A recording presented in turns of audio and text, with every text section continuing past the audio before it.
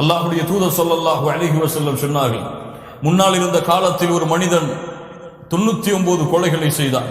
قتل 99 நஃப்ஸா, 99 கொலைகளை செய்த அடியான். கேட்டான், இந்த உலகத்திலே அறிந்தவர்கள் யார்? ஒரு துறவி கை காட்டப்பட்டார். துறவி அவர் ஆலிம் அல்ல, ஒரு துறவி.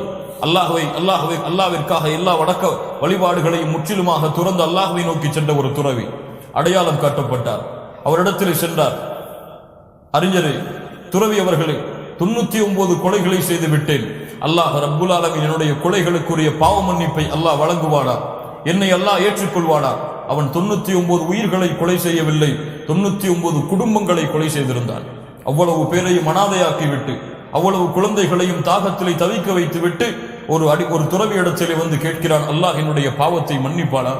அந்த துறவி சொன்னார், அல்லாஹ் ரப்புல் ஆலமீன் பாவத்தை மன்னிக்க மாட்டான். 99 கொலைகள், இவ்வளவு பெரிய கொடிய குற்றத்தை செய்த உன்னை எப்படி அல்லாஹ் மன்னிப்பான் என்று கோபப்பட்டார். அவனும் கோபப்பட்டு அந்த துறவியை கொலை செய்து 100ஆக தன்னுடைய கொலையை முடித்தான். மறுபடியும் அவனுடைய உள்ளம் தேடுகிறது, எப்படியாவது இந்த பாவத்திலிருந்து வெளியே வந்து அல்லாஹ்வை நோக்கி செல்ல வேண்டும் என்ற ஆசை அவனை தூண்டுகிறது. கொலை செய்து விட்ட என்ற காரணத்திற்காக அவன் அல்லாஹ் என்னை மன்னிக்க மாட்டான், நரகவாதிதான் என்று உட்காரவில்லை. எப்படியாவது இந்த பாவத்திலிருந்து திரும்பி அல்லாஹ்வை நோக்கி சென்று இந்த பாவங்கள் மன்னிக்கப்பட வேண்டும் என்பதை விரும்பி தேடி சென்றான். வேறு யாராவது இருக்கிறார்களா இந்த ஊரில்? இன்னொரு துறவி அடையாளம் காட்டப்பட்டார். சென்றார் அவரிடத்திலே, ஹல்லி மின் தௌபா, அல்லாஹ்விடத்தில் எனக்கு தௌபா இருக்கிறதா? 100 கொலைகளை செய்து விட்டேன். 100 கொலைகளை செய்த இப்படி பெரிய பாவிக்கு அல்லாஹ் மன்னிப்பை வழங்குவானா? அந்த துறவி சொன்னார், கவலைப்படாதே, பயம் கொள்ளாதே, அல்லாஹ் உன்னையும் மன்னிப்பான். அல்லாஹ்வுடைய கருணைக்கு முன்னால் உன்னுடைய கொலைகள் எல்லாம் பெரிய பாவம் அல்ல. ஆனால் ஒரு நிபந்தனை இருக்கிறது, நீ வாழக்கூடிய ஊர் ஷைத்தானை சார்ந்த ஊர்.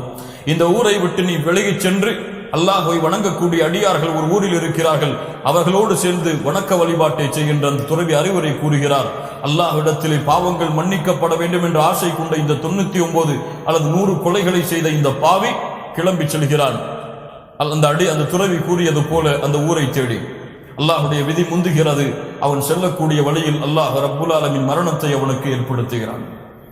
அந்த மரணத்தை அடைந்த அந்த அடியானுடைய உயிரை கைப்பற்றுவதற்காக, அவர் பாவி என்பதற்காக, 100 கொலைகளை செய்தவர் என்ற காரணத்திற்காக மலாயிகத்துல் அஸாப், வேதனையை தரக்கூடிய மலக்குகள் இறங்கி வருகிறார்கள் அவருடைய உயிரை கைப்பற்றுவதற்காக.